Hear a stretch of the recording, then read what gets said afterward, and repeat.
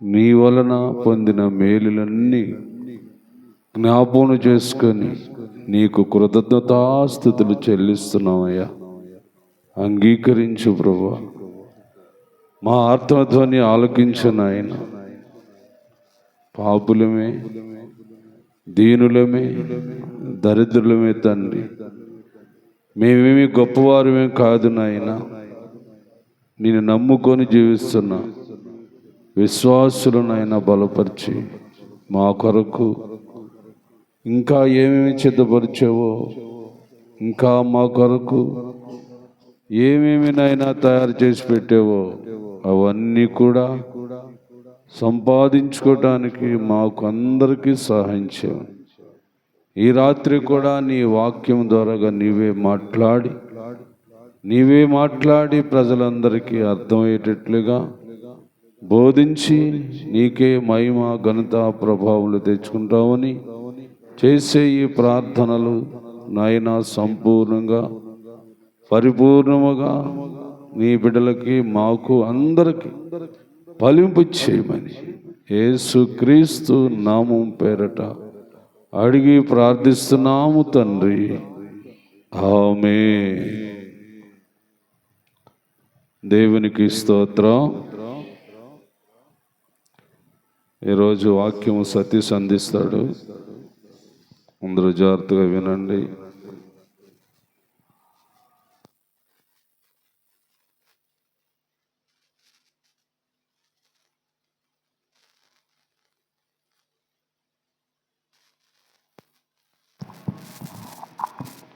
దేవుని నామానికి స్తోత్రం. ప్రభునందు ఇప్పుడు వచ్చిన మీ అందరికీ హృదయపూర్వక వందనాలు. దేవుడు మనకు తెలియచేసినటువంటి గత కాలంలో ఏవండి, దేవుడు తన యొక్క వాక్యాన్ని బట్టి మనం ఎలాగ కలిగి ఉండాలో, ఎలాగ ఆలోచన చేయాలన్నాడంటే, మన హృదయమందు ఆయన వాక్యాన్ని ఏం చేయాలన్నాడు? ఏవండి, ఆయన వాక్యాన్ని ఏం చేయాలన్నాడో నిర్గమాకాండం తీయండి అందరూ. నిర్గమాకాండము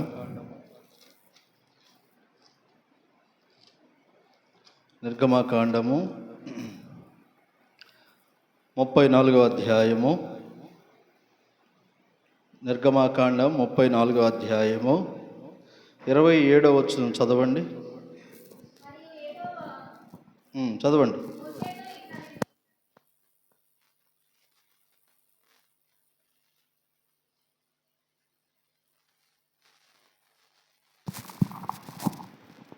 చదవండి. మరియు యెహోవా మోషేతో ఇట్లనెను, ఈ వాక్యములను రాసుకొను. ఏ వాక్యాలు రాసుకోమని చెప్పాడు? ఏమన్నా రాసుకుంటున్నారా మీరు? ఎన్నో రోజు 40 ప్రార్థనలు మొదలుపెట్టి ఇది ఎన్నో రోజు అవుతుంది? ఎన్ని రోజులు ప్రసంగాలు విన్నారు? లెక్కేసుకుంటున్నారా? ఆలకిస్తున్నారా? ఎవరు చెప్తున్నారు ఇక్కడ? యెహోవాయే చెప్తున్నాడు. ఏం చెప్తున్నాడు? ఈ వాక్యములను రాసుకొని. మరి రాసుకున్నారా? ఏమండి, ఒకవేళ సేవకుడు ఏమండి ఎన్ని రోజులైంది, మీరు ఎన్ని రోజుల ప్రసంగాలు విన్నారు, ఏమేమి విన్నారు అని అడిగితే మీరు ఏమైనా జ్ఞాపకం ఉంచుకోగలిగారా? ఒక రోజున సేవకుడు ఒక ప్రార్థన చేశాడు. ఏమని? ఆదికాండం అయిపోయింది ప్రభువా నీ దయ వల్ల. ఆదికాండంలో ఎవరెవరి గురించి అయితే ఏమేమి తెలియపరచబడ్డాయో ఆ రీతిగా మేము అలా ఉండటానికి ఒక్కొక్కరి గురించి ఒక్కొక్క లక్షణాన్ని తెలుపుతూ ప్రార్థన చేశాడు. గుర్తుందా మీకు? ఒకవేళ మీరు కనుక గుర్తు లేకపోతే మన సియోను ప్రార్థన మందిరము వాడ్రవ్ అనే యూట్యూబ్ ఛానల్లో ఉంటాయి, మీరు అందులో చూడండి. దాన్ని ఏమండి జాగ్రత్తగా ఆలకించండి. ప్రభు ఏమన్నాడంటే, మీకు ఏదైతే వాక్యములను తెలియపరచబడుతున్నాయో ఆ వాక్యాలను ఏం చేసుకోవాలి? రాసుకొనుము. ఇది ఎవరు చెప్పింది? ఆ రోజున దేవుడు మోషేకి చెప్పాడు, ఈ రోజున మనతో చెప్పాడు. రాయబడేటువంటి వాక్యాన్ని ఏం చేసుకోవాలి మనము? చదవండి ఇంకా. ఏలయనగా ఈ వాక్యమును బట్టి నేను నీతోనూ ఇశ్రాయేలీయులతోనూ నిబంధన వాక్యాలు ఎందుకు రాసుకోవాలంట? ఏమండి, వాక్యాన్ని దేవుడు తెలియపరుస్తున్నప్పుడు ఆలకిస్తే సరిపోదా? ఏమండి, వాక్యాన్ని ఆలకిస్తే సరిపోదంటారా? సరిపోదు. ఏం చేయాలి? వాటిని రాసుకోవాలి. విన్నదానికి రాసేదానికి తేడా ఏమైనా ఉందంటారా? ఏమండి, విన్నది అప్పుడే మర్చిపోవచ్చు, కానీ రాసుకున్నదైతే నువ్వు ఒకవేళ ఎప్పటికైనా వాక్యం గనక ఏదైనా ఒక మాట సందర్భాన్ని గనక దేవుడు మీకు తెలియపరిచినప్పుడు రాసుకున్నటువంటి పుస్తకంలోనో డైరీలోనో మరి ఎక్కడైనా కానీ ఆ సందర్భాన్ని బట్టి మీకు రావాల్సిన వాక్యాలన్నీ కూడా వస్తాయి. మీరు సేవకుల యొక్క బైబిల్ చూస్తే బైబిల్ ఎంత దారుణంగా ఉంటుందో తెలుసా? ఎందుకని అంత దారుణంగా ఉంటుంది? వాళ్ళు ప్రతి దాన్ని రాసుకుంటారు. ఈ మాటకి సందర్భం ఎక్కడ? యెషయా గ్రంథంలో చెప్పాడు కదా, సూత్రం వెంబడి సూత్రం వచ్చును, ఆజ్ఞ వెంబడి ఆజ్ఞ వచ్చును. ఏమండి, ప్రతిదానికి ఏం గలదు? ప్రతిదానికి ఏం గలదు? సమయం కాదు, ప్రతిదానికి జత కలదని. ఏమండి, యెషయా గ్రంథంలో 36వ అధ్యాయంలో యెహోవా గ్రంథమును పరిశీలించి చదువుకొనిడి అన్న మాటతో మనం ఆగిపోతాం. దాని కిందకి వెళితే ఒక మాట ఉంటుంది, తీస్తారా? యెషయా గ్రంథం తీయండి. యెషయా గ్రంథం 36వ అధ్యాయము. యెషయా గ్రంథము 36వ అధ్యాయము ఏమ్మా 34వ అధ్యాయం, క్షమించాలి. యెషయా గ్రంథం 34వ అధ్యాయము 16వ వచనం చదవండి. యెహోవా గ్రంథమును పరిశీలించి చదువుకొనుడి, ఆ జంతువులలో ఏదీ లేక ఉండదు. గ్రంథాన్ని చదవమంటున్నాడు, మరలా కింద దేని గురించి చెప్తున్నాడు? ఏమండి, జంతువుల గురించి చెప్తున్నాడు. మరలా ఏమన్నాడు? దేని జతపక్షి దాని యొద్ద ఉండక మానదు, నా నోటి నుండి వచ్చిన ఆజ్ఞ ఇదే, ఆయన నోటి ఊపిరి వాటిని పోగు చేయను. పోగు చేసుకుంటున్నారా? ఏమండి, దేవుడు మీకు తెలియపరుస్తున్నటువంటి వాక్యాల్ని రాసుకుంటున్నారా? ఎందుకు రాసుకోవాలి? ఆ రాయబడిన వాక్యాన్ని బట్టనంటే ఎవరైతే వాక్యాలని వారి యొక్క పుస్తకాల్లో కానీ లేకపోతే గ్రంథాల్లో కానీ లేకపోతే ఇంకా భద్రపరచబడేటువంటి స్థలం అంటూ హృదయాన్ని దేవుడు మనకి ఇచ్చినప్పుడు ఆ హృదయమందు రాసుకున్న వారుతానంటే దేవుడు ఏం చేయబోతున్నాడు? నిబంధన. వాక్యం ఎందుకు రాసుకోవాలి? వాక్యాన్ని ఎందుకు వినాలంటే ఆ విన్న వాక్యాన్ని బట్టి, రాయబడిన వాక్యాన్ని బట్టి అంట ఎవరైతే ఆ వాక్యాన్ని బట్టి ఆలోచన చేసి గ్రహింపులోకి పరిశీలనగా తెలుసుకుంటారో వారితో దేవుడు ఏం చేయబోతున్నాడు? నిబంధన. ఏమండి, నిబంధన చేయబోతున్నాడు. మీకు తెలుసా ఆది కాండంలో నిబంధనలు ఉన్నాయని? ఎవరెవరితో నిబంధనలు చేశాడు? అబ్రహాముతో నిబంధన చేశాడు, నోవాహుతో నిబంధన చేశాడు, మోషేతో నిబంధన చేశాడు. ఏమండి, ఇలా ఇంకా చాలా ఉన్నాయి నిబంధనలు. పాలస్తీనా అనేటువంటి నిబంధన ఉంది. ఎందుకని దేవుడు నిబంధన చేయాలనుకుంటున్నాడంటే, ఏమండి, జరగవలసినటువంటి కాలమందు జరగవలసినటువంటి ఏర్పాటును బట్టి దేవుడు ముందుగానే ఈ మాటలు తెలియపరిచాడు. ఈ మాటలు ఎవరైతే గ్రహించుకొని ఈ వాక్యాన్ని బట్టి ఎవరైతే జాగ్రత్త పడతారో దేవుడు జాగ్రత్త పడినటువంటి వారిని గురించి నిబంధన చేయబోతున్నాడు. నోవాహుతో చేసినటువంటి నిబంధన ఏంటో తెలుసా మీకు? ఏమండి, నోవాహుతో చేసిన నిబంధన ఏంటి? రాబోతున్నటువంటి కాలంలో జలప్రళయం అనేటువంటి పరిస్థితి ఉంది, ప్రమాదం ఉంది. నీవు ఈ రోజున నేను తెలియపరుస్తున్నటువంటి మాటను బట్టి నువ్వేం చేయాలి? ఒక ఓడను తయారు చేసుకో అన్నాడు. ఏమండి, ఒక పడవను సిద్ధపరచుకో అన్నాడు. విన్న వాక్యాలే మరలా మీకు జ్ఞాపకం చేస్తున్నాను. ఏమండి, అంటే దేవుడు ఈ రోజున ఈ వాక్యాన్ని ఒకవేళ నీతో చెప్తున్నప్పుడు, నీకు వినిపిస్తున్నప్పుడు, ఈ వాక్యం వినటానికే నువ్వు ఈ మందిరంలో ఈ స్థలంలో ఉన్నావంటే నీకు మైండ్లో ఏం రావాలా? ఈ వాక్యాన్ని బట్టి దేవుడు నాకు రాబోతున్న భవిష్యత్ కాలంలో నిబంధన చేయబోతున్నాడనే ఆలోచన రావాలా? ఏమండి, నోవాహుతో దేవుడు నిబంధన చేసినప్పుడు ప్రమాదం రాబోతుంది, జలప్రళయం రాబోతుంది, దాని నుండి నువ్వు తప్పించుకోవాలనుకుంటే ఈ రోజున నేను చెప్పినటువంటి విధానంలో ఒక ఓడను తయారు చేసుకోమన్నాడు దేవుడు. అది చాలామంది ఏం చేస్తారంటే ఆది కాండంలో ఉన్నటువంటి సందర్భాన్ని బట్టి కనుక చూస్తే, ఆలోచిస్తే, ఏమండి, అది కేవలము ఆ యొక్క వరద నుండి తప్పించబడటానికే అని అనుకుంటాం. అవునా? ఏమండి, ఆ ప్రమాదం నుండి విడిపించబడటానికి అని అనుకుంటాం. కానీ నోవాహుతో దేవుడు ఆ ఓడని సిద్ధపరచుకోమనేటువంటి మాటను, ఒక నిబంధనను స్థిరపరిచింది. ఏమిటా నిబంధన అంటే, మీరు ఆ నూతన నిబంధనలోకి వెళ్ళినప్పుడు ఒక చోట ఒక మాట ఉంటుంది, దేవుని దీర్ఘశాంతము ఇంకా కనిపెట్టుచుండినటువంటి కాలమందు పూర్వం అంట ఎక్కడికి వచ్చాడు ఏమండి? పూర్వం ఎక్కడికి వచ్చాడు? పేతురు రాసినటువంటి మొదటి పత్రిక, పేతురు రాసినటువంటి మొదటి పత్రిక 3వ అధ్యాయము 19వ వచనం చదవండి. ఏమండి? దేవుని దీర్ఘశాంతము ఇంకా కనిపెట్టుచుండినప్పుడు పూర్వము నోవాహు దినములలో ఓడ సిద్ధపరచబడుచుండగా, ఏమండి? ఓడ అనేది సామాన్యముగా అందరికి అర్థమయ్యే భాషే, అర్థమవుతుందా? ఏమండి? ఓడ అనగానే చాలామంది ఏం చేస్తారు, సముద్రం మీద వెళ్ళేటువంటి ఒక వాహనం లాంటిదండి, ఒక పరికరం అండి, ఒక వస్తువు అండి అని అంటాం. కానీ దేవుని యొక్క నిబంధనలకు వచ్చేసరికి అది దాన్ని ఎలాగ చూపిస్తున్నాడో ఒకసారి మీరు ఆ వాక్యాన్ని చదవండి. అవిధేయులైన వారి యొద్దకు అనగా చెరలో ఉన్న ఆత్మల యొద్దకు ఆయన ఆత్మరూపుగానే వెళ్ళి ప్రకటించెను.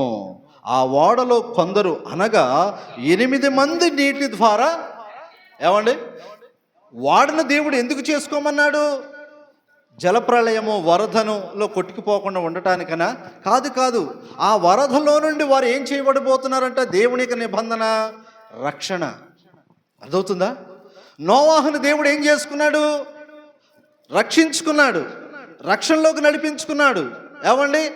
ఇప్పుడు అదే రీతిలోకి మనము కూడా ఈ రోజున మనం ఏం జ్ఞాపకం చేసుకోవాలనుకుంటే, దేవుడు ఈ 40 రోజుల యొక్క ప్రత్యేకమైనటువంటి ఉపవాస కూడికలు ఎందుకు మందిరంలో ఏర్పాటు చేయబడ్డాయి, ఈ మందిరానికి నేను ఎందుకు వెళ్ళాలి, ఈ ప్రార్థనలు నేను ఎందుకు ఉండాలి? చాలామంది ఉపవాస ప్రార్థనలు ఇష్టపడట్లేదు. ఏమండి? చాలామంది ఉపవాస ప్రార్థనలు ఇష్టపడట్లేదు. ఇక్కడేమో మనం ఏమైనా పాపం చేస్తున్నామండి ఇష్టపడకపోవటానికి? ఇక్కడ ఏమైనా తెరబొమ్మలే సినిమాలు చేస్తున్నారా ఇష్టపడకపోవటానికి? ఏడుకొచ్చి ఆరాధనే కదా జరుగుతుంది, ఏడుకొచ్చి వాక్యమే కదా బోధించబడుతుంది, ఏడుకొచ్చి ప్రార్థనే కదా జరుగుతుంది. మరి దీన్ని ఎందుకు ఇష్టపడలేకపోతున్నారంటే, ఉపవాస ప్రార్థనల గురించి దేవుడని యెహోవా ఏం చెప్పాడు అమ్మ? 4వ నెలలోను, 5వ నెలలోను, 7వ నెలలోను, 10వ నెలలోను ఉపవాస పండగలు చేయమన్నాడు. ఏం చేయమన్నాడు? ఉపవాస పండుగలు చేయమన్నాడు. అది ఆనాటి కాలంలో. ఈనాటి కాలంలో నీకు ఒక దేవుడు చక్కటి అవకాశం ఇచ్చాడు కదా, మరి దీన్ని ఎందుకని చేయవు? అలాగ ఉందా చేయమని? అలాగ చేయమని చెప్పాడా? ఉపవాస ప్రార్థన చేయమని చెప్పాడా లేదా? చెప్పాడు కదా. మరి ఏర్పాటు చేయబడినప్పుడు ఏమండి రావటానికి మనకి నొప్పేంటి? లేదు బైబిల్లో ఉంటేనే చేస్తానంటే బైబిల్లో చాలా ఉన్నాయి, మరి అవన్నీ చేయగలుగుతున్నావా? లేదే. ఏదో నీకు ఒక అనుకూలాన్ని ఇచ్చాడు దేవుడు, చక్కగా ప్రార్థన చేసుకోవడానికి, చక్కటి మందిరములో ప్రభువుని ఆరాధించడానికి, దేవుని యొక్క మాటల గురించి ఇంకా మన ఆత్మీయతలో బలపరచడానికి దేవుడు ఒక అవకాశం ఇచ్చాడు అనుకోలే తప్ప, ఇది ఉందా, ఇలాగ చేయాలా, వాళ్ళు చేయట్లేదే, వీళ్ళు చేయట్లేదే, పోనీ చేయకపోతే ఏమైంది, నువ్వు చేసుకో, తప్పేముంది? ఏమండి? నువ్వు చేసుకోవాలి లేదా? నోవాహు దినాల్లో జలప్రళయం రాబోతుందని కేవలం నోవాహు మాత్రమేనా తెలుసు? కాదే, ఆ ఊరి ప్రాంతంలో ఉన్నటువంటి ప్రజలందరికీ తెలిసే. కానీ ఎవరు సిద్ధపడ్డారు?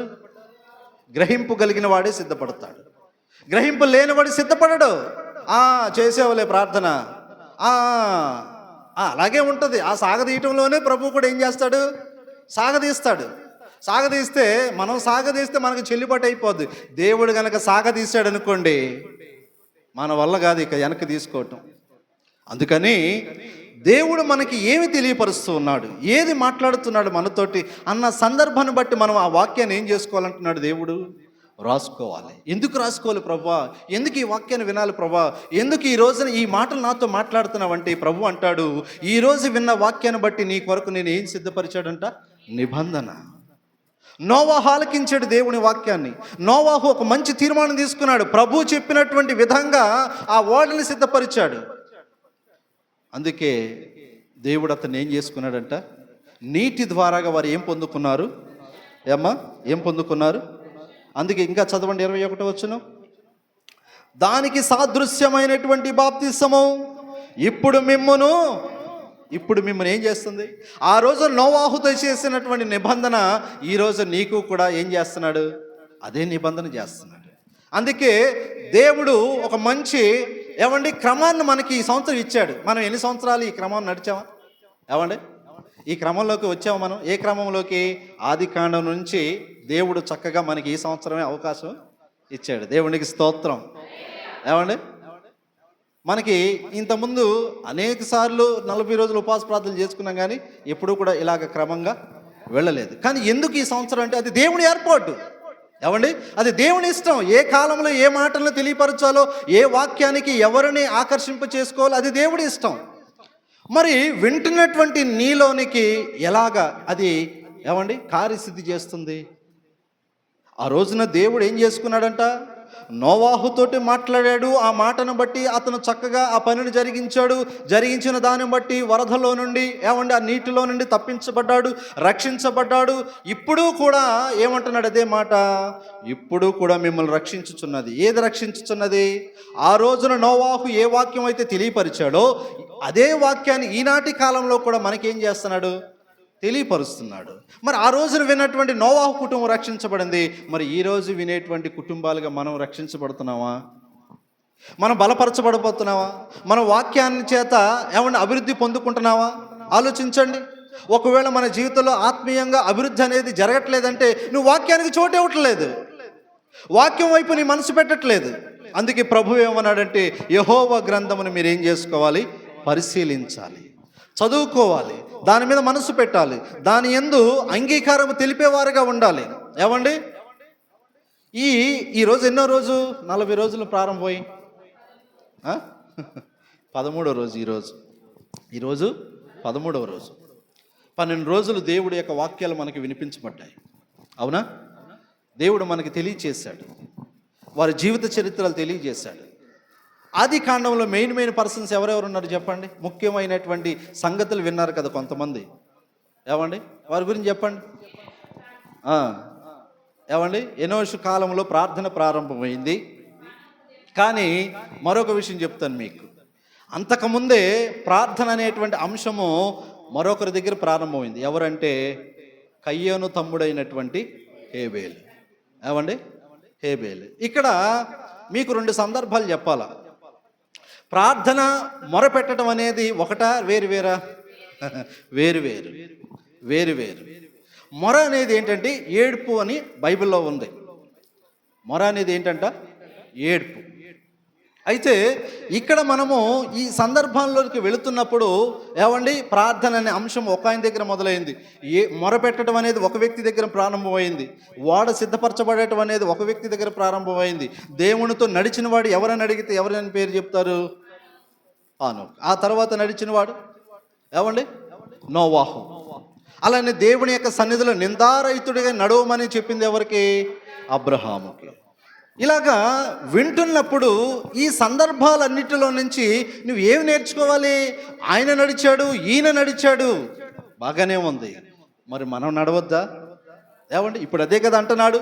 ఆ రోజున నోవాహును రక్షించినటువంటి దేవుని నిబంధన ఇప్పటికీ కూడా ఏమై ఉన్నది?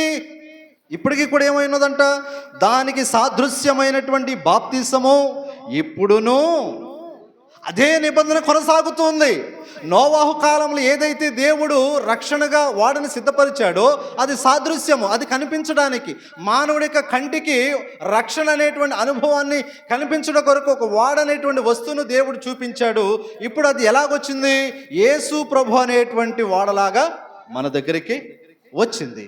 ఇప్పుడును కూడా ఆ రక్షణ, ఆ నిబంధన ఏమై ఉన్నది? నిలిచే ఉన్నది, కొనసాగుతూ ఉంది. మరి కొనసాగుతున్నప్పుడు నోవాహులాగా మనము కూడా రక్షించబడొద్దా?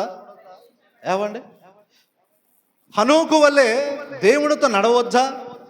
నోవాహు వలె నీతిమంతుడు అనేటువంటి పిలుపు మనకు పొందొద్దా? చెప్పండి. అబ్రహాము వలె దేవుని సన్నిధిలో నిందారహితుడు అనేటువంటి మంచి గుణాన్ని కలిగి ఉండొద్దా? ఉండాలి. ఎందుకని? వాక్యం మారిందా? అబ్రహాముకి దేవుడు ఒక వాక్యం చెప్పాడు, మనకి వేరొక వాక్యం చెప్పాడా? లేదు. అక్కడ చెప్పినటువంటి మాటలే ఇప్పటికీ కూడా మనతో దేవుడు ఏం చేస్తున్నాడు? మాట్లాడుతున్నాడు. అందుకే నువ్వు ఏ వాక్యం విన్నా, ఏ సందర్భాన్ని గురించి దేవుడు నీతో మాట్లాడినా ఆ వాక్యాన్ని బట్టి నువ్వేం చేయాలంట? రాసుకోవాలి. అర్థమవుతుందా? కొంతమంది చదువుకునే వాళ్ళు రాసుకుంటారు, చదువు లేని వాళ్ళు ఏం చేయాలి? ఏం చేయాలి? ఆ? ఏం చేయాలంటున్నాడు అంటే ప్రభువు, విన్నటువంటి దాన్ని బట్టి నువ్వు మనసులో హృదయంలో దాచుకో. ఏవండి? దాచుకోవాలి. దేవుని యొక్క వాక్యాన్ని బట్టి మనకి ఏది తెలియపరచబడుతుందంటే నిబంధన. గుర్తుపెట్టుకోండి, వాక్యము ద్వారాగా మొట్టమొదట దేవుడు మనకి ఏం తెలియపరుస్తున్నాడు? నిబంధన. నిబంధన అంటే అర్థం ఏంటి? నిబంధన అంటే అర్థం ఏంటి ఏమ్మా? నిబంధన, క్రొత్త నిబంధన, పాత నిబంధన అంటే అర్థం ఏంటి? నిబంధన అంటే ఏంటంటే ప్రమాణం. నిబంధన అంటే ఏంటి? ప్రమాణం. మాట ఇవ్వటం, ప్రామిస్ చేయటం, లేదా దాన్ని ఇంకొక మన బైబిల్ పరిభాషలో చెప్పాలంటే వాగ్దానము చేయటం. అదవుతుందా? దేవుడు మనకి చేసినటువంటి వాగ్దానం ఏంటి? వాగ్దానం ఏంటంటే యోహాను రాసినటువంటి మొదటి పత్రికలోని, ఏమండి, యోహాను రాసినటువంటి మొదటి పత్రికలో 2వ అధ్యాయము 25వ వచనంలో దేవుడు మనకి చేసినటువంటి నిబంధన, దేవుడు మనకి ఇచ్చినటువంటి ప్రమాణము, దేవుడు మనకి ఇచ్చినటువంటి వాగ్దానము, ఈ 3 మాటలు ఒకటే. ఏమిటి ఆ వాగ్దానము? రక్షణలోనికి మనము నడిపించబడితే ఆ రక్షణ ఎక్కడ తీసుకెళ్తుంది ఏమ్మా? ఇదిగో దేవుడు ఇచ్చేటువంటి వాగ్దానానికి తీసుకెళ్తుంది. దేవుడు ఏ వాగ్దానం ఇచ్చాడు? యోహాను రాసినటువంటి మొదటి పత్రిక 2వ అధ్యాయము 25వ వచనంలో, మీరు అది చదవక ముందు కొద్దిగా పైన ఉన్నటువంటి వచనం చదువుకుందాం. ఇది బ్రహ్మాండమైనటువంటి వచనం కాబట్టి దాన్ని జాగ్రత్తగా ఆలకించండి. 2వ అధ్యాయము 24వ వచనం. అయితే మీరు మొదటి నుండి ఆగండి. ఎందుకు బ్రహ్మాండమైనదంటే ఏమండి, మొదటి నుండి మనం ఏం వింటూ వస్తున్నాం? అర్థమవుతుందా? ఏ మొదటి నుండి అందాం? క్రీస్తుని నమ్మినటువంటి మొదటి నుండి అందామా, లేకపోతే ఇప్పుడు జరుగుతున్నటువంటి ఈ యొక్క ఉపవాస ప్రార్థనల యొక్క సందర్భాన్ని అందామా? చెప్పండి, మీ ఇష్టం, ఏదైనా కానివ్వచ్చు. మంచిదే, వెరీ గుడ్. ఈ 40 రోజుల యొక్క ప్రారంభం నుంచి దేవుడు నీతో ఏది మాట్లాడుతున్నాడో, నువ్వు ఏది వింటున్నావో దాన్ని బట్టి ఏం చేయాలంటున్నాడు? అది సంగతి. అర్థమైందా? చదువుకున్న వాడైతే రాయగలుగుతాడు కాబట్టి, ఏమండి, మరి చదవలేని వాళ్ళు ఏం చేయగలుగుతారు? రాసుకోలేరు. అందుకే దేవుడు వారికి ఏం చేస్తున్నాడు? వినిపిస్తున్నాడు. అర్థమవుతుందా? మేము చదువుకోలేదు కదండి, మేము ఎక్కడికి మాకు రాయడం తెలియదు కదండి అంటే, కాదు, నీకు వినిపింపు చేస్తున్నాడు కదా, నీకు తెలియపరుస్తున్నాడు కదా. అందుకే ప్రభు ఏమంటున్నాడంటే, మీరు మొదటి నుండి ఏది వింటిరో దానిని మీలో ఏం చేసుకోవాలి? నిలువనియడి. మీరు మొదటి నుండి వినినది మీలో నిలిచిన ఎడల మీరు కూడా కుమారుని యందును తండ్రి యందును నిలుతురు. ఏమండి, దేవుడు మనకు తెలియపరుస్తున్నటువంటి మాటల్లో ఏ రోజుకి ఆ రోజు మర్చిపోకూడదు. అర్థమవుతుందా? ఏమండి, వదిలిపెట్టకూడదు. ప్రారంభం నుండి ఈ సందర్భం ఏంటి? ఉపవాస ప్రార్థనలు అనేటువంటి సందర్భంలో దేవుడు మొదటి రోజు నుండి నీకేమి నేర్పిస్తున్నాడు? ఒకవేళ మర్చిపోయిన వారు ఉంటే దేవుడు మీకంటే ఒక మంచి పరికరాన్ని ఇచ్చాడు. మీ ఫోన్లలో యూట్యూబ్లో మన చర్చి యొక్క పేరును కొడితే చక్కగా దేవుడు ప్రతిరోజు తెలియపరిచిన వాక్యాలు వస్తాయి. మీరు మీ ఇంట్లో చక్కగా మీకు సమయం దొరికినప్పుడు వినండి. విన్న దాన్ని ఏం చేసుకోవాలంటున్నాడు ప్రభు? మళ్ళీ మర్చిపోవాలా? కాదు. విన్నటువంటి దాన్ని నీలో దాన్ని ఏం చేసుకోవాలి? నింపుకోవాలి. దేవుడు నీకు వినిపిస్తున్నటువంటి ఒక మాట అయినా ఈ రోజున దేవుడు నాకు ఒక మాట నేర్పించాడు, లేకపోతే అనేక మాటల్లో నేను ఒక మాటను తీసుకుంటున్నాను అన్నప్పుడు నువ్వేం చేయాలా? ఆ ఏదైతే తీసుకున్నటువంటి మాట ఉందో ఆ మాటకు తగినటువంటి విధంగా మనము నడుచుకోవాలి. ఈరోజు ఏ పాయింట్ మీద, ఏ ఉద్దేశంతో మనం వింటున్నాం ఈరోజు వాక్యం? చెప్పండి మీరు. దేవుని వాక్యాన్ని రాసుకోవాలా? అవునా? దేవుని వాక్యాన్ని ఏం చేయాలంటున్నాడు ఇప్పుడు? వినాలా. చదువు వస్తే రాసుకోవాలా? ఒకవేళ చదువు రాలేని వాళ్ళు ఏం చేసుకోవాలా? వినాలా. విన్నటువంటి వారు ఏం చేయాలా? వారి హృదయంలో, వారి జ్ఞాపకంలో భద్రం చేసుకోవాలా, దాచుకోవాలా. రాసుకున్న దాన్ని బట్టి దేవుడు ఏమంటున్నాడు?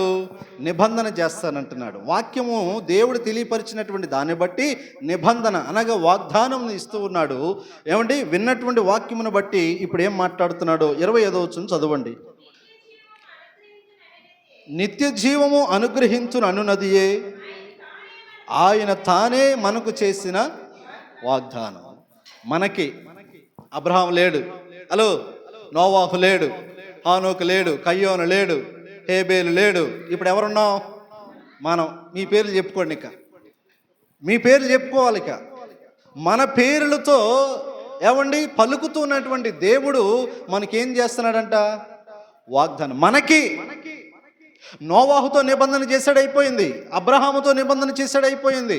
ఏమండి హేబేలుతో నిబంధన చేశాడు, అయిపోయింది. హానోకుతో నిబంధన చేశాడు, అయిపోయింది. వారి పట్ల దేవుడు నిర్ణయించినటువంటి నిబంధనలన్నింటినీ దేవుడు చక్కగా సమకూర్చేశాడు. ఏమండి హనోకును దేవుడు ఏం చేసుకున్నాడు? హనోకుతో దేవుడు ఏ నిబంధన చేసుకున్నాడు?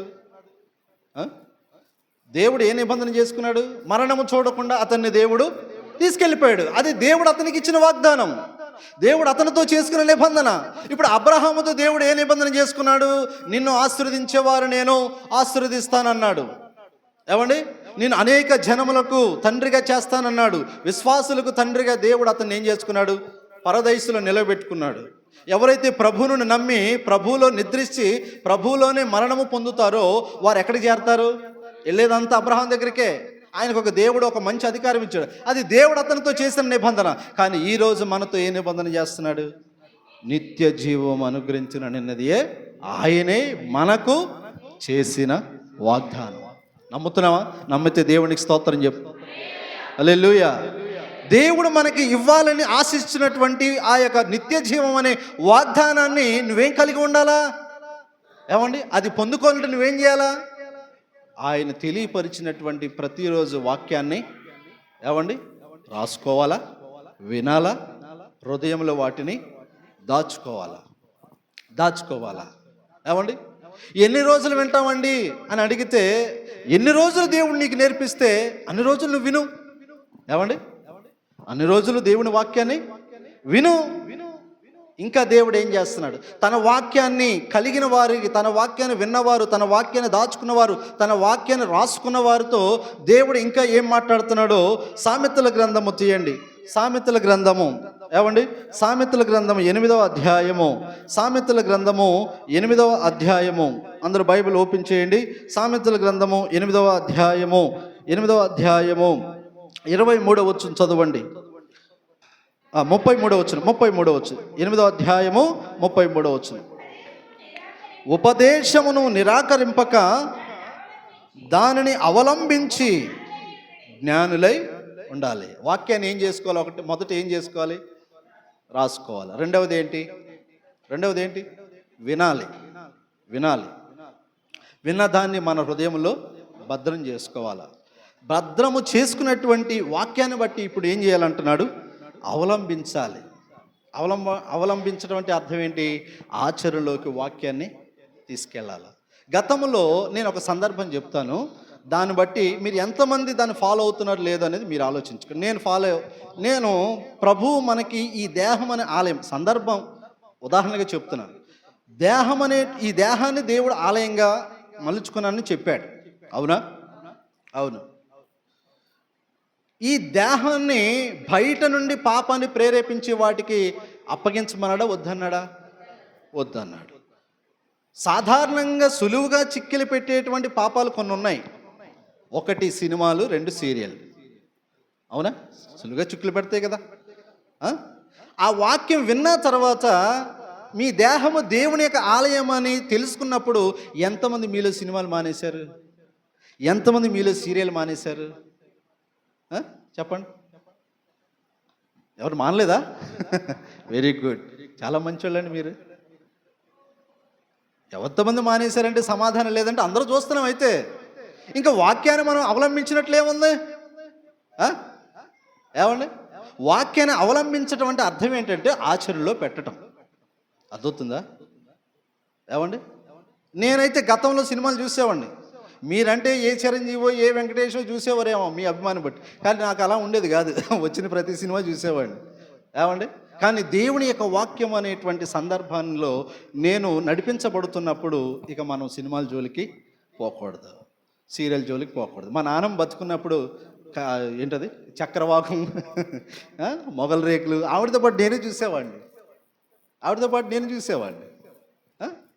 ఇక అవి మనకి పనికి రాలేటువంటి కాబట్టి అటు జోలికి మనము పోకూడదని వెంటనే ఆపేస్తాం. మా నాన్నమ్మ కూడా చూడటం మానేసింది అప్పుడు. ఏమండి, దేవుడు అంటే అవలంబించటం అంటే అర్థాన్ని నేను మీకు ఈ సందర్భం చూపిస్తాను. దేవుని యొక్క వాక్యాన్ని మనము రాసుకునేవారుగా ఉండాలి, వినేవారుగా ఉండాలి, దాచుకునేవారుగా ఉండాలి. ఆ వాక్యము చేత మన జీవితాన్ని సరిచేసుకునేవారుగా ఉండాలి. ఏమండి, ఆ వాక్యము చేత మన బ్రతుకులు ఎలాగున్నాయి అనేటువంటి మాటను ఒక చోట ఆయన ఒక సందర్భం చూపించాడు. ఏమన్నాడంటే, వాక్యము వినేవారిగా ఉంటే గనక మన మొహాన్ని అద్దంలో చూసుకున్న వారుగానే ఉంటుందంట. ఏంటి, వాక్యాన్ని వినేవారిగా ఉంటేనంట మన అద్దం ముందు నిలబడి ఏం చేస్తాం చెప్పండి? అద్దం ముందు నిలబడి అద్దంలో మనల్ని మనం చూసుకుని ఏం చేసుకుంటాం? సరి చేసుకుంటామా? జుట్టు సరి చేసుకుంటాం. ఏమండి, ముఖానికి పౌడర్ ఉందా లేదా, లేకపోతే ఎక్కడైనా ఏదైనా మచ్చ ఉందా, మరకుందో చూసుకుంటాం లేదా? అంటే వాక్యం ఎలాంటిది అంటున్నాడు అంటే అద్దం లాంటిది. దానిలో నీ మొహాన్ని చూసుకున్నప్పుడు, నీ బ్రతుకును చూసుకున్నప్పుడు, నీ జీవితాన్ని చూసుకున్నప్పుడు, నీ హృదయాన్ని, నీ మనసును చూసుకున్నప్పుడు వాక్యం అనే అద్దంలో నుండి నీకేం రావాలా? నీలో ఉన్న తప్పులు కనబడుతున్నాయని నీ జీవితాన్ని మార్చుకోవాలా.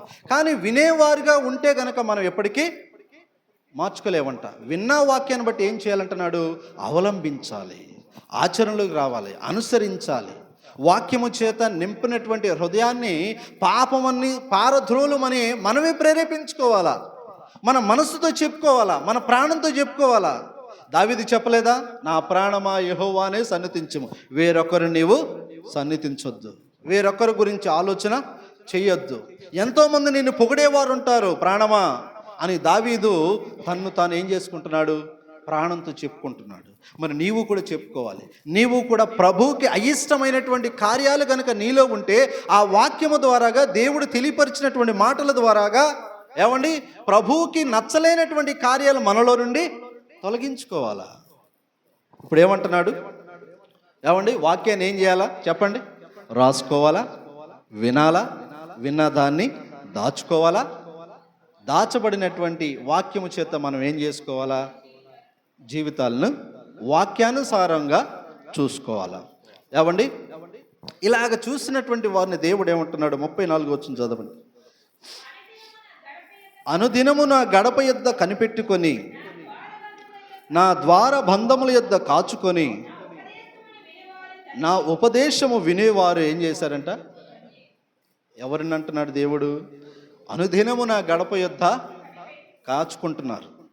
ఏమండి, దేవుని యొక్క సన్నిధిలో మీరందరూ ఉన్నారు. దేవుడు మిమ్మల్ని అందరూ చూసి ఈ వాక్యాన్ని తెలియపరుస్తున్నాడు. ఈ మాటలు రాశాడు. గుర్తుపెట్టుకోండి, మీకు ఎప్పటికీ మీరు బ్రతుకున్నంత కాలం ఈ వాక్యాన్ని చేత మీరు ఏం చేయాలా? ఆదరించబడాలని దేవుడు ఈ రోజున ఈ మాట తెలియపరిచాడు. ఏమండి, ఈ వాక్యాన్ని మీకు తెలియపరిచాడు. ఇందాక మీరు చూశారు. తెలియచేయబడుతున్నటువంటి వాక్యము అబ్రహాముకి కాదు, నోవాహుకు కాదంట. ఎవరికి? మనకి. ఈ రోజున ఎవరున్నారు? అబ్రహాం ఉన్నాడా? నోవాహు ఉన్నాడా? లేడు. ఎవరున్నాం? అప్పయ్యమ్మే, సుబ్బయ్యమ్మే, లేకపోతే ఇంకొకలో ఉన్నాం ఇక్కడ. అవునా? ఉన్నాం. ఉన్నటువంటి మనకి దేవుడు తెలియపరుస్తున్నాడు. నా సన్నిధికి, నా వాక్యము కొరకు ఆశతో వచ్చావు కాబట్టి, నా మాటలను నీవు వినాలని ఎంతో ఆతృత కలిగి నువ్వు ఇక్కడ ఉన్నావు కాబట్టి ప్రభు ఏమంటున్నాడంటే, వ్రాసుకున్న వాక్యాన్ని బట్టి, విన్న వాక్యాన్ని బట్టి, దాచుకున్న వాక్యాన్ని బట్టి, నింపబడినటువంటి వాక్యముతో నీ జీవితాన్ని సరిచేసుకున్నావు కాబట్టి ప్రభు ఏమంటున్నాడంటే, తాను చేసినటువంటి నిబంధన నీ పట్ల నెరవేర్చుట కొరకు ఏమంటున్నాడు? నా ఉపదేశము వినేవారు ధన్యులు. దేవునికి స్తోత్రం. మీ గురించి సాక్ష్యం. అవునా? నోవాహు గురించి సాక్ష్యం ఇచ్చాడా?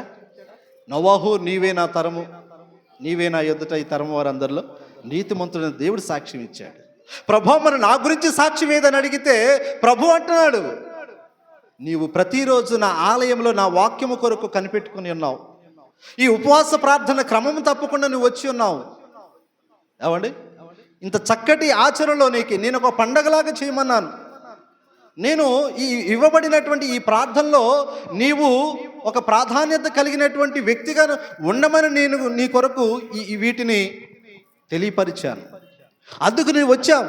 నా ఆహ్వానం మేరకు, నా పిలుపు మేరకు నేను తెలియపరిచినటువంటి ఈ మాటలు బట్టి నీవు నా సన్నిధిలో ఉన్నావు కాబట్టి ఈ యొక్క ఆచరణ అవలంబించినటువంటి దాన్ని బట్టి ప్రభు ఏమంటున్నాడు? నా ఉపదేశమును వినేవారు ధన్యులు. మీరు ధన్యులు. ఒప్పుకుంటున్నారా? లేదండి, కుక్కనండి, పందినండి, మా ఆయన తిడతాడండి ఇలాగలాగా, మా ఆవిడ తిడతాదండి అలాగిలాగా అని అనుకుంటున్నారా? ఆవిడ భర్త భార్యలు పక్కన పెట్టండి. ఇక్కడ నీతో ఎవరు సంబంధం? దేవునితో సంబంధం. దేవుడు నీకంటే ఏమి ఇస్తున్నాడు? మనుషులు ఎన్నాను అనుకో, నేను ఏం పర్వాలేదు, కానీ దేవుడు నీతో ఏమంటున్నాడు? నీవు ధన్యుడివి, ధన్యురాలివి. ఏమండి? నీవు ధన్యుడివి, ధన్యురాలివి. ఇంకేమన్నాడు చూడండి, నన్ను కనుగొనువాడు జీవమును కనుగొనును, యెహోవా కటాక్షము వానికి. ధన్యత కలిగిన వారికి దేవుడు ఏం చేస్తున్నాడు అంటండి? జీవాన్ని ఇస్తున్నాడు. ఏమండి? ఆయన వాక్యాన్ని కలిగిన వారు, ఆయన వాక్యాన్ని రాసుకున్నవారు, ఆయన వాక్యాన్ని విన్నవారు, ఆయన వాక్యాన్ని దాచుకున్నవారు, ఆయన వాక్యానుసారంగా జీవించిన వారు, బ్రతుకులు మార్చుకున్నవారు, ఆయన గడప దగ్గర ఆయన ఉపదేశం, ఆయన మాటల కొరకు ఎదురు చూస్తున్నటువంటి వారితో దేవుడు అంటున్నాడు, మీరు ధన్యులు, మీరు ధన్యులు. ధన్యులు అంటే అర్థం ఏంటి? ధన్యులు అంటే అర్థం ఏంటి?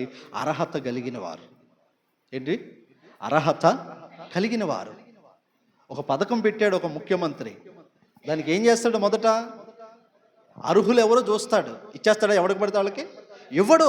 అర్హులు ఎవరు, దీన్ని పొందటానికి ఆ అర్హత కలిగిన వారు ఎవరు, ఆ హక్కు కలిగిన వారు ఎవరని ముందు అవన్నీ చూస్తాడు. అవునా?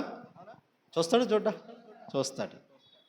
ఎవరైతే అర్హత కలిగిన వారు, హక్కు కలిగిన వారు, ఆ పథకానికి తగిన వారని ఎప్పుడైతే ఆ పథకం పెట్టినటువంటి యజమానుడి మెప్పు వారు కలిగి ఉంటారో అప్పుడు ఏం చేస్తాడు? తీసుకోండి, మీరు ఈ పథకానికి అర్హులు, మీరు అర్హత సాధించిన వారు, తీసుకోండి, మీకేం కావాలో తీసుకోండి అని. ఏమండి? అదే రీతిగా ప్రభువు కూడా ఏమంటున్నాడంటే, ధన్యులు మీరు, అర్హత సాధించిన వారు. మనమే భయపడాల్సిన అవసరం లేదు, మనమే దిగులు పడాల్సిన అవసరం లేదు. మన మీద ఎవరి దృష్టి ఉంది? దేవుని దృష్టి ఉంది. ఏమండి? దినవృత్తాంతాలు 2వ గ్రంథం 7వ అధ్యాయం 15వ వచనంలో అంటాడు కదా, ఈ స్థలమందు చేయబడే ప్రార్థన మీద నా కనుదృష్టి నిలిచును. నీ మీద ఉంది దేవుని కనుదృష్టి. మనుషుల గురించి ఆలోచించవద్దు. అవమానం చేసేవారు, ఎగతాళి చేసేవారు వెళ్ళాలా, వెళ్ళకపోతే ఏమవుద్ది, 40 రోజులు ఉంది కదా, లాస్ట్లో వెళ్దాంలే, ఆ గుడ్ ఫ్రైడే వస్తుంది కదా, ఈస్టర్ వస్తుంది కదా, అప్పుడు వెళ్దాంలే అని అనేవాళ్ళు ఉండొచ్చు. కానీ నీతో, నీ దేవునితో సంబంధం మనుషులతో సంబంధం కాదు. అదవుతుందా? నీతో ఎవరి సంబంధం? దేవుడి సంబంధం. ఆయన సృష్టించాడు నిన్ను. నీ భర్త సృష్టించలేదు, నీ భార్య సృష్టించలేదు, ఎవరు కాదు సృష్టించింది. నీ దేవుడే నిన్ను నిర్మాణం చేశాడు, నీ దేవుడు నిన్ను తయారు చేశాడు. ఆయన నీకు ఇచ్చాడు సర్వ హక్కులు. అందుకు నువ్వేం చేయాలి? ఆయన ద్వారాగా మేలు పొందుకున్నటువంటి వారముగా మనం ఆయనతో సంబంధాన్ని ఏర్పరచుకోవాలా. ఏమండి? ఆయనతో మనం అనుబంధాన్ని స్థిరపరచుకోవాలా. అందుకే ప్రభువు తెలియపరుస్తూ ఉన్నాడు. ఏం తెలియపరుస్తున్నాడు? ఆయన వాక్యాన్ని బట్టి. ఆయన వాక్యాన్ని ఏం చేసుకోవాలి చెప్పండి? రాసుకోవాలి, వినాలి, దాచుకోవాలి, అనుసరించాలి. ఆయన మాటల కొరకు మనం ఏం చేయాలి? కనిపెట్టుకొని ఉండాలి. ఇలాగ చేసిన వారిని దేవుడు ఏమన్నాడు? వీరు ధన్యులు. ధన్యులకు దేవుడిచ్చేటువంటి మేలు ఏంటంటే, ఏమండి? మొదట ఏంటి? జీవము, తర్వాత కటాక్షం. ఏమండి? దేవుడు అనుగ్రహించేటువంటి మేలు, దేవుడు ఇచ్చేటువంటి గొప్ప ఆస్తి ఏంటది? జీవము. ఏమిటా జీవము? ఇందాక మీరు చదివారు, తానే మనకి ఇవ్వాలనుకుంటున్నటువంటి నిత్య జీవం. అది మనం సాధించుకోవాలి. ఈ లోకంలో నాకు బంగారం కావాలి, వెండి కావాలి, అంతస్తులు కావాలి, ఏమండి? ఇవన్నీ మనం అడగకపోయినా ఇస్తానన్నాడు, ఇవ్వనన్నాడా? ఇస్తానన్నాడు, ఇవ్వనన్నాడా? ఇస్తానన్నాడు. అయితే మనం ఏం కోరాలంటున్నాడు ప్రభు? ఆయన జీవాన్ని. ఇస్తానన్నాడు, ఇవ్వనన్నాడా? ఇస్తానన్నాడు. మరి ముఖ్యముగా తన జీవాన్ని కోరిన వారికి తన రాజ్యానికి అర్హులుగా చేస్తానన్నాడు. అలాగ మనం చేయాలంటే 5 గుణాలు కలిగి ఉండాలి. ఏమిటి? వాక్యాన్ని ఏం చేయాలి? రాసుకోవాలి, వాక్యాన్ని వినాలి, వాక్యాన్ని దాచుకోవాలి, వాక్యాన్ని చేత నడిపించబడాలి. ఆ వాక్యం కొరకు మనం ఏం చేయాలి? ఎదురు చూడాలి. ఎప్పుడు వెళ్ళాలి నేను దేవుని, ఎప్పుడు ఈ సేవకుని మాటలు వినాలి, ఎప్పుడు ఏ సేవకుడి ద్వారా దేవుడు ఏ మాట పలికిస్తాడో తెలియదు కాబట్టి నేను ఆ మాట కొరకు ఎదురు చూడాలని ఆ యొక్క ఉత్సాహము, ఆశ అనేది మన హృదయంలో ఉండాలి. అలాగ ఉన్నవారిని దేవుడు ధన్యులు అన్నాడు. ధన్యులతలో ఏమి ఇచ్చాడంట? నిత్య జీవాన్ని ఇచ్చాడు. రెండవది కటాక్షం. ఆయన కరుణ, ఆయన కృప మన మీద ఉండటానికి దేవుడు ఈ యొక్క అవకాశం ఇచ్చాడు. కాబట్టి ఈ అవకాశాన్ని మనం ఎప్పుడూ కూడా వదులుకోకూడదు. అనుదినము మనము ప్రభు యొక్క సన్నిధిలో ఉండేవారుగా సిద్ధపాటు చేసుకోండి. ఏమండి, మానకూడదు. మరలా ఈ దినాలు కనుక అయిపోతే మరలా ఏర్పాటు చేయబడతాయా? లేదు, మరలా ఏర్పాటు చేయరు. మనం అడిగినా ఎవరు ఏర్పాటు చేయరు. ఎందుకని? ఆల్రెడీ ఏర్పాటు చేయబడింది కాబట్టి. ఏమండి, మరలా ఇంకోసారి పెట్టండి అంటే పెట్టబడవు. దేవుడు ఏదైతే నిర్ణయాన్ని తెలియపరిచాడో ఆ నిర్ణయాల ప్రకారంగా పోతూ ఉండాలా. కాలాలు సమయాలు మన చేతుల్లో లేవు. నీ ఇష్టం వచ్చినట్లుగా నేను చేసుకుంటానంటే కుదరదు. అది దేవుడి ఏర్పాట్లు కాబట్టి అది ఆ కాలంతో పాటు మనము కూడా వెళుతూ ఉండాలా. ప్రభువుకి అనుసంధానమై కొనసాగుతూ ఉండాలా. చెప్పండి, ఇప్పుడు ముగింపులోకి వచ్చేసాం. ఏం విన్నాం ఈరోజు? మొదటి నుండి ఏమి వింటారో మీరు దాన్ని జాగ్రత్తగా వినాలి, దాచుకోవాలి, అవసరమైతే రాసుకోవాలి. విన్నటువంటిది, దాచబడినటువంటిది, రాయబడినటువంటి వాక్యము చేత నువ్వేం చేయాలి? నడిపించబడాలి. వాక్యానికి వ్యతిరేకమైనటువంటి గుణము గనక, లక్షణము గనక, ఆలోచన గనక, క్రియలు గనక, ప్రవర్తన గనక మనలో ఉంటే దాన్ని ఏం చేసుకోవాలి? తొలగించుకొని మనం బ్రతుకులు సరి చేసుకోవాలా. అలా చేసుకున్న వారిని ప్రభు ఏమన్నాడు? ధన్యులు అన్నాడు. ఆ ధన్యులకి ఏమి ఇస్తున్నాడు? నిత్య జీవం ఇస్తున్నాడు. ఆయన కనికరము, ఆయన కృపా కటాక్షము అనుగ్రహిస్తున్నాడు. దేవునికి స్తోత్రం. మీ అందరికీ మరొకసారి ప్రభు పేరట వందనాలు. ఒకవేళ ఈ ప్రతిరోజు వాక్యాలు మీకు జ్ఞాపకం లేకపోతే మరలా చెప్తున్నాను, మన చర్చి పేరుని మీరు యూట్యూబ్లో సెర్చ్ చేయండి. సియోను ప్రార్థనా మందిరం వాడరేవు అని మీరు కొడితే మన ఛానల్లో ప్రతి ఆదివారం ఏమండి ఈ 40 రోజుల ప్రార్థనలు మీకు అందుబాటులో ఉంటాయి. చక్కగా మీరు జాగ్రత్తగా ఆలకించి వాటిని మీరు ఇష్టపడండి. మీ జీవితాల్లో దాన్ని అనుసరించండి. దేవునికి స్తోత్రం.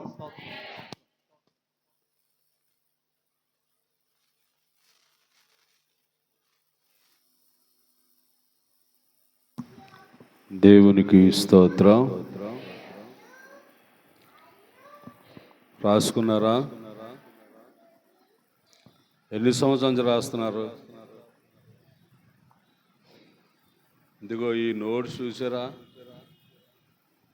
ఇది ఇప్పటికి 22 సంవత్సరాలు పెట్టి నా దగ్గర ఉంది. అర్థమైందా? ఇది ఇప్పటికి 22 సంవత్సరాల నుంచి నా దగ్గర ఉంది నోట్స్. ఎవరైనా దాపెడతాడా? ఏం కమలాకర్, ఇన్ని సంవత్సరాలు ఎవరైనా దాచి పెడతారా ఇలాంటి పుస్తకాలని?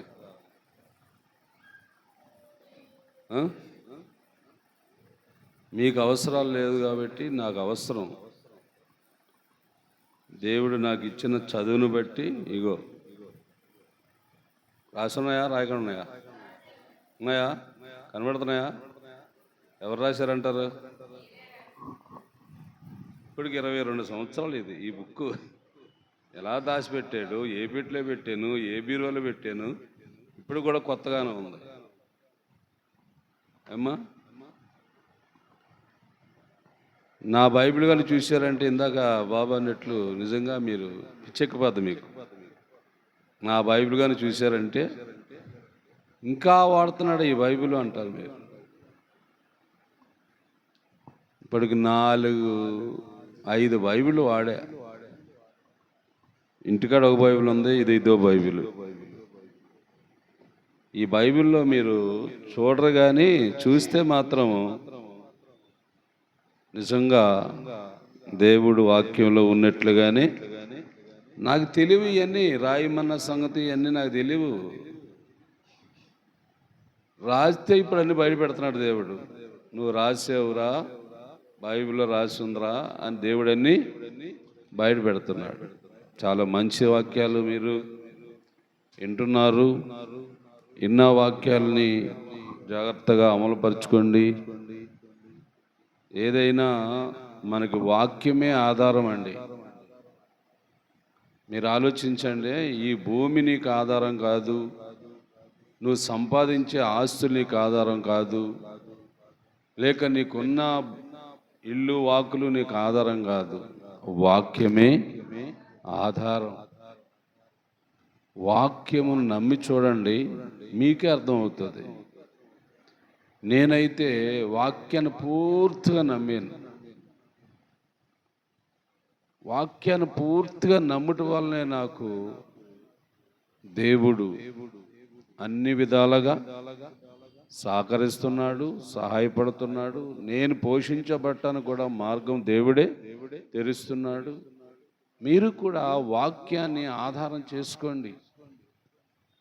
వాక్యాన్ని కలిగి ఉన్న భక్తులందరూ ఏమండి ఈ భూమి మీద సుఖంగా బ్రతుకు నిలబుచ్చారు.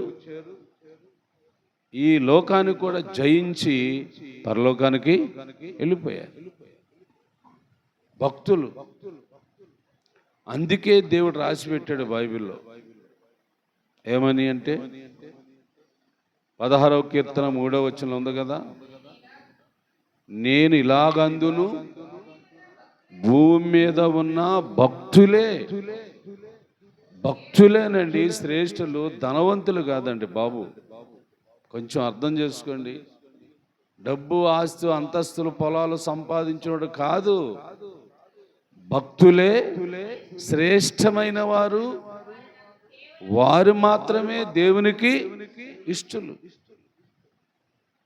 అందుకని భక్తిలో లోకంతో రాజీ పడకూడదు.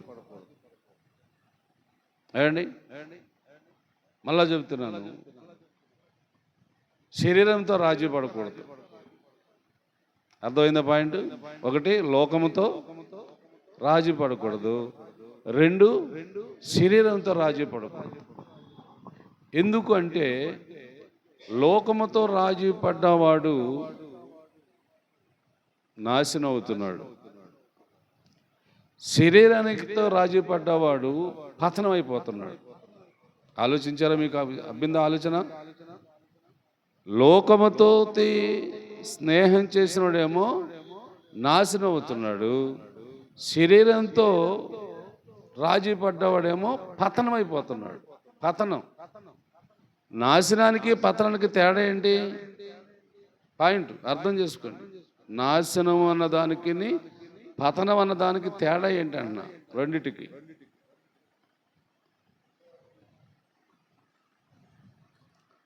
పతనం అంటే అన్నిటిలో కూడా మొహమేయటమే. ఒక మంచి ఉండదు, ఒక మర్యాద ఉండదు, ఒక గౌరవం ఉండదు. ఏమండి, పెద్దలు చిన్నలని ఆలోచన ఉండదు. అది పతనం. నాశనం అంటే ఏమండి, ఇక నీవు భూమి మీదే ఉండకుండా నాశనం. అందుకే బైబిల్లో ఉన్నాయి అన్ని బైబిల్లో. ఇప్పుడు నేను ప్రతి మాట బైబిల్లో ఉంటే తప్ప నాకు మాట్లాడడం చేత కాదు. నేను లోక సంబంధంగా ఎక్కువ మాట్లాడలేనండి, మీకు తెలుసో తెలియదు. కానీ ఇప్పుడు ఉదాహరణకి మన పెద్దలు ఉన్నారా, పెద్దలాగా నేను తీర్చిదిద్దితే నాకు కమలాకరం వాళ్ళ మాట్లాడగలుగుతాను, నేను మాట్లాడలేను. బైబిల్లో ఉంటేనే మాట్లాడతాను. బైబిల్లో ఉన్న మాటలే నేను మాట్లాడగలను. కానీ లోక సంబంధంగా ఆలోచిస్తే నేను ఎక్కువ మాట్లాడలేనండి. వాళ్ళగా నాకు సలహాలు ఇవ్వటం, అది ఇది చెప్పడం నాకు తెలియవు. ఏంటో మరి నాకు మీరు ఆలోచించాలి. నాకు లోక సంబంధంగా మాట్లాడటం చేత కాదు. రెండవది, శరీర సంబంధంగా కూడా మాట్లాడడం చేత కాదు. అది బైబిల్లో ఉన్నాయి మనకి. ఏమండి, ఒక్కసారి ఆ మాట చదివేసి ప్రార్థనకు వెళ్ళిపోదాం మనము. ఒక్కసారి అంటే నువ్వు దేన్ని అనుసరిస్తున్నావు అన్నది నీకు తెలియాలి కాబట్టి అందుకు ఆ వాక్యాన్ని చదివిస్తున్నాను నేను. ఏమా, మనము దేన్ని అనుసరించేవారమై ఉండాలి.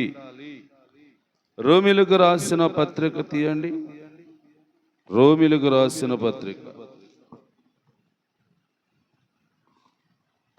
8వ అధ్యాయం తీయండి.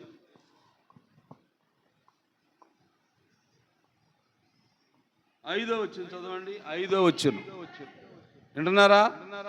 బైబిల్లో ఉన్నమాట గట్టిగా చదవమా. శరీరమును అనుసరించేవారు అలా ఉంచి అందాక అక్కడ ఆగండి. అందాకన్నా ఒక 5 నిమిషాలు లేట్ అయినా బాధపడకండి.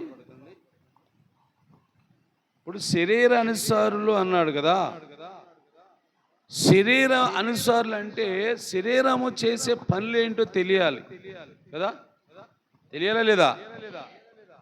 దాని గురించి కూడా మరొక వాక్యలో చూపిస్తాను. గలతీలకు రాసిన పత్రిక, గలతీలకు రాసిన పత్రిక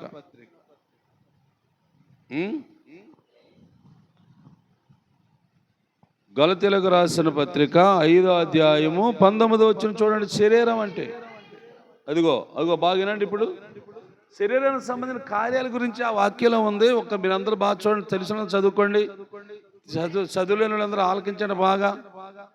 ఇందాకేమో శరీర అనుసారులని రోమీలు రాసిన పత్రికలో చదివాం. ఇప్పుడు గలతీలు రాసిన పత్రికలో ఏంటంటే ఆ శరీరానికి సంబంధించిన కార్యాల గురించి ఉంది ఈ వాక్యంలో. ఇప్పుడు చెప్పమా.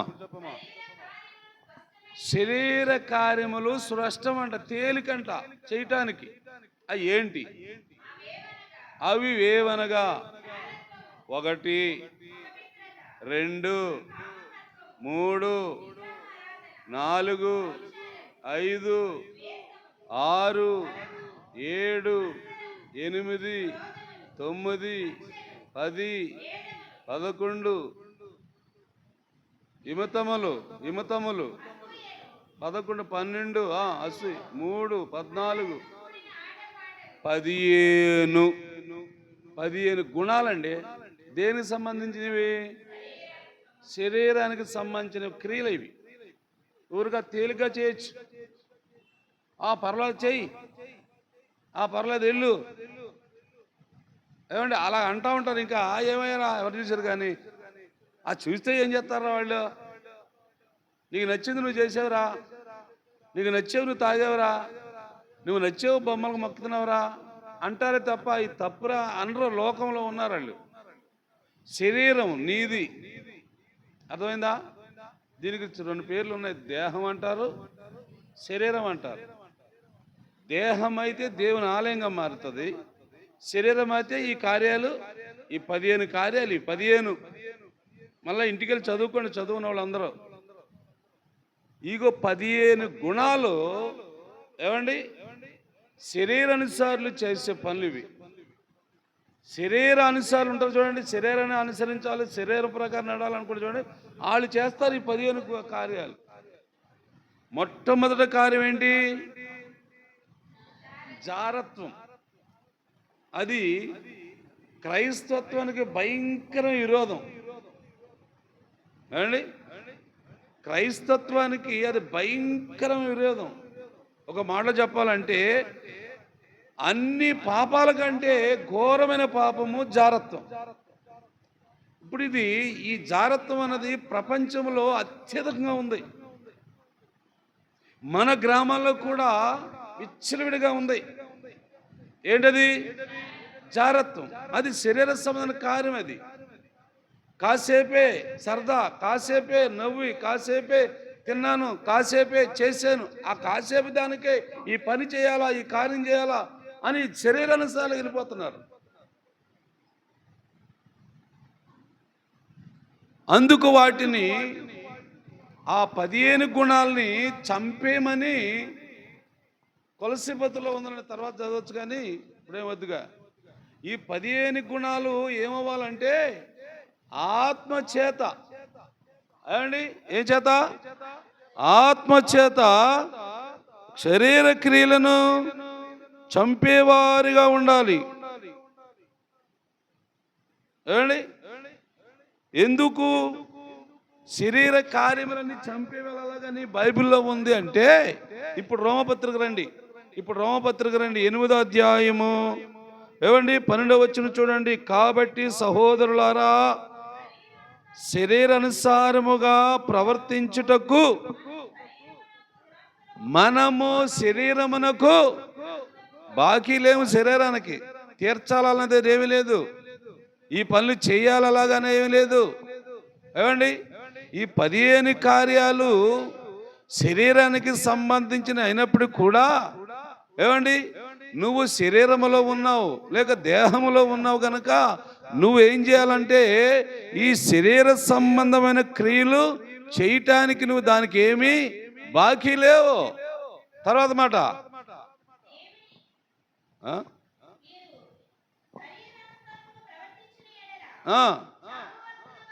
అదిగో వింటున్నారా? శరీర క్రియలు చేసాడు ఏమవుతాడంట? అందుకన్నాను కదా నేను. ఏమండి ఏమన్నాను?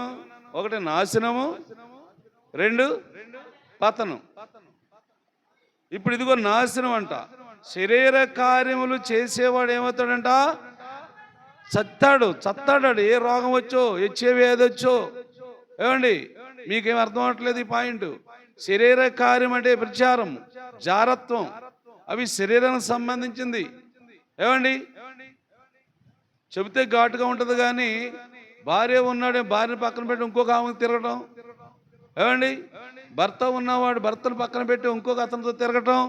మీ సమాజంలో జరుగుతున్నాయి ఇవన్నీ, లేవా? మీకు తెలియట్లేదా? వినబట్టలేదా? ఇప్పుడు ఈ కార్యాలు చేసినప్పుడు ఏమవుతాడు అంటున్నాడు బైబిల్లో?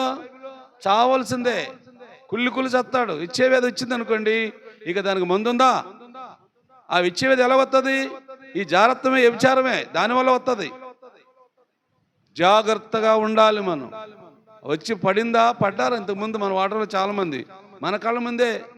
ఏమండి సీకిపోయి నరాలని ఎముకలని బయటకు వచ్చేసి సన్నగా అయిపోయి, మకాలికరం అయిపోయి, జుట్టు అంతా ఊడిపోయి, కాళ్ళు చేతిలో రకరకాల మచ్చలు వచ్చేసి చాలా. ఎంతమంది తెచ్చారు మన వాటర్లోని?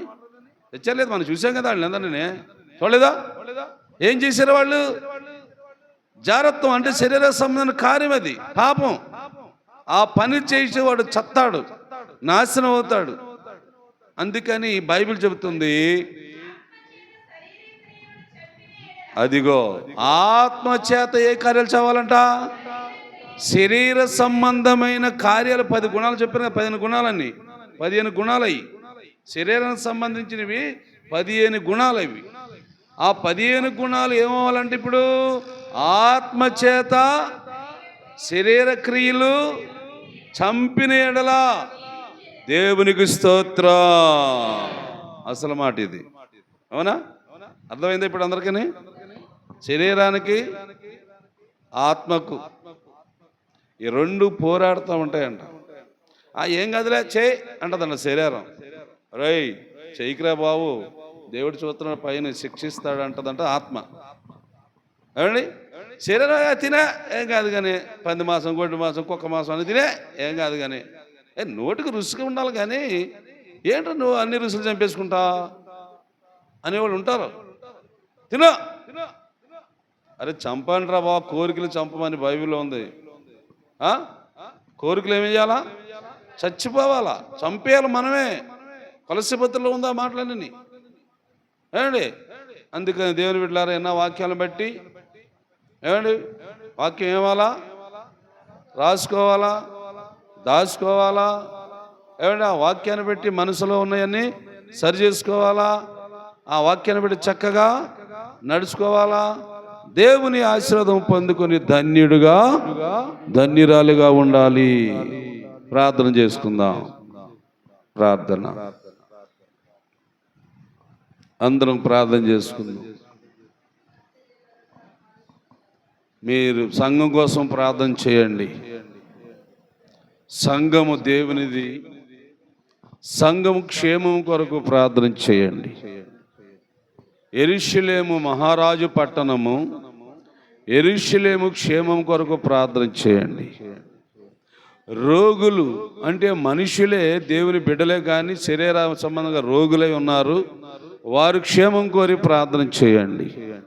ఈ 40 దినాలు క్రమం తప్పగా ఆరాధన జరగాలని ప్రార్థన చేయండి.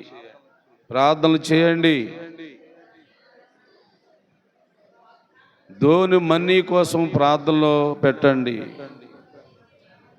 చదువుతున్న విద్యార్థుల కోసం ప్రార్థన చేయండి. అందరం కలిసి ప్రార్థన చేసుకుందాం. ప్రార్థన. పరిశుద్ధాత్ముడా, బలమైన దేవుడా, ఇంతవరకు మాతో మాట్లాడిన దేవుడా, నీకు స్తోత్రము తండ్రి. బలమైన నీ సందేశాన్ని మాకు వినిపించావు. నీ వాక్యమును మేము రాసుకోవాలి, దాచుకోవాలి, చూసుకుంటూ ఉండాలి. వాక్యమును బట్టే మా శరీర క్రియలన్నీ చంపబడాలి. వాక్యమును బట్టే, ఆత్మను బట్టే మా శరీరములో ఉన్న పాపం ఉన్న ఆలోచన పక్కకు పోవాలి. నీ ద్వారాగా మరలా మేము పరిశుద్ధులుగా, నీతిమంతులుగా నిలబడటానికి, నీ ఎదుట ఉండటానికి మాకు నీ శక్తి, నీ ఆత్మ బలమును అనుగ్రహించు నాయనా. ఇదిగో నీ స్వరక్తం ఇచ్చి సంపాదించుకుని నీ సంఘము నాయనా, నీ సంఘము క్షేమాభివృద్ధి నొందాలి ప్రభా. అనేక ఆత్మలతో నింపబడాలి నాయనా. ఆ కార్యము జరిగించు తండ్రి. యేసయ్యా నీకు స్తోత్రం. అయ్యా మాతో మాట్లాడుతున్న దేవుడా నీకు వందనాలు అయ్యా. మరి ఇంకా ప్రభా, ఇదిగో యెరూషలేము యొక్క క్షేమం కొరకు ప్రార్థన చేయమని బైబిల్లో రాసి పెట్టారు. దేవా, యెరూషలేములో ఇజ్రాయేలీలు పోరాడుతూ యుద్ధాలు జరుగుతున్నాయి. యుద్ధాలు ఆపండి నాయనా, పోరాటం ఆపండి ప్రభా. అందరూ సమాధాన పడేటట్టుగా సహాయం చేయండి నాయనా. అలాగే మా గ్రామంలో రోగులైన వారు ఉన్నారు, బలహీనలైన వారు ఉన్నారు తండ్రి. వీళ్ళందరినీ ముట్టు ప్రభా, స్వస్థపరచు నాయనా. ప్రతి బిడ్డకి మంచి ఆరోగ్యం దయచేయండి అయ్యా. అనేక రకాల వ్యాధులు, రోగములు, మానసిక ఒత్తిడి అయ్యా, మరి ఇలాంటి ఇబ్బందులతో ఉన్నారు. ప్రజల కోసం ప్రార్థిస్తున్నాను, ప్రజల కోసం విజ్ఞాపన చేస్తున్నాను. దేవా, నువ్వు ఆలకించు తండ్రి, నువ్వు ఆలకించు నాయనా. మా ప్రార్థనలు త్రోసివేద్దు ప్రభా. మా ప్రార్థనకు జవాబు ఇవ్వండి నాయనా. మా ప్రార్థనలకు ప్రతిఫలం ఇవ్వండి ప్రభా. మా ప్రార్థనలకు నువ్వే ఆధారము నాయనా. అల్పులమే, అయోగ్యులమే, విద్యలేని పామరులమే అయా, దోష పాప నుండి క్షమించు నాయనా. అయా, మా తప్పులు ఒప్పుల నుండి క్షమించు ప్రభా. మేము ఎవరి గురించైనా చెడుగా మాట్లాడేవరైతే మమ్మల్ని క్షమించు నాయనా. నీ వాక్యాన్ని మాట్లాడేటట్లుగా, నీ వాక్యాన్ని చెప్పేటట్లుగా ఎక్కడ కూర్చున్నా, ఏ మనిషితో మాట్లాడినా నీ వాక్యమును గురించే మాట్లాడి, నీ వాక్య సత్యాలు తెలుసుకొని ప్రతి ఒక్కరికి నీ వాక్యమును ఎడజెప్పేటట్లుగా, నీ వాక్యమును వివరించేటట్లుగా నన్ను సిద్ధపరచు, నడిపించు నాయనా. ప్రతిరోజు ప్రతి ఇంటికి వెళ్తున్నాను ప్రభా. వారితో మాట్లాడినప్పుడు నీ వాక్యమునే మాట్లాడాలి, నీ వాక్యమునే తెలియపరచాలి నాయన. నేను అలాగా తెలుసుకునే ప్రజలు, వినే బిడ్డలు, ఆలకించే వారు అందరి హృదయాల్లో వాక్యము నాటింపబడినట్లుగా ఆత్మదేవుడా నీవే ముద్రించు నాయన. నీ ఆత్మ ద్వారాగా వారి హృదయాల్లో రాయండి ప్రభా. హృదయం అనే పలక మీద రాయండి నాయన, ఆత్మ చేత రాయండి ప్రభా. ప్రతి మనిషి హృదయంలో నీ వాక్యమును ఉంచుకొని వాక్యానుసారముగా జీవించినట్లుగా అందరికీ నీ పరిశుద్ధాత్మ సహాయమునిచ్చి నడిపించమని యేసు నామమున అడుగుచున్నాను తండ్రి. పరలోకమందున్న మా తండ్రి, నీ రాజ్యము వచ్చుగాక, నీ చిత్తము పరలోకము నెరవేర్చున్నట్లు భూమి మీద నెరవేరునుగాక. అనుదిన ఆహారం నేడు మాకు దయచేయము. మా ఇళ్ళ అపరాధములు చేసిన వారిని మేము క్షమించిన ప్రకారం మా అపరాధములు క్షమించము. శోధన లేక కీడు తప్పించము. రాజ్యము, శక్తి, మహిమ నిరంతరమునైనావు తండ్రి.